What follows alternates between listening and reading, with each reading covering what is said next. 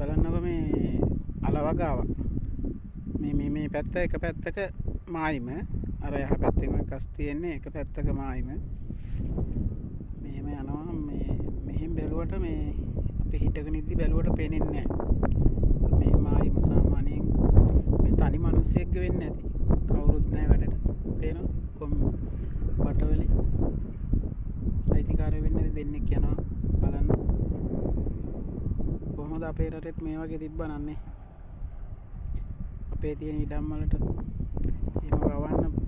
මෙයාලට මේ රජයෙන් ඉතින් මොනවා හරි දෙයක් දෙන හින්දානේ පහසුකම් දීලා තියෙන්නේ පහසුකම් කියන්නේ වතුර තමයි ප්‍රධානම දේ වතුර පහසුකම් දීලා තියෙනවනේ අපේ නම් වතුර නම් ප්‍රශ්නයක් නැහැ ඒත් මේ වගේ දෙයක් කරන්න වතුර මොකක් හරි ක්‍රමානුකූලව හදලා තියෙන්න එපා ඉතින් රජෙන්නේ අපේ පැති වල ගත්තොත් එහෙනම් බුදු අම්මෝ සෑහෙන ඉඩම් ප්‍රමාණයක් තියෙනවා හිස් ඉඩම්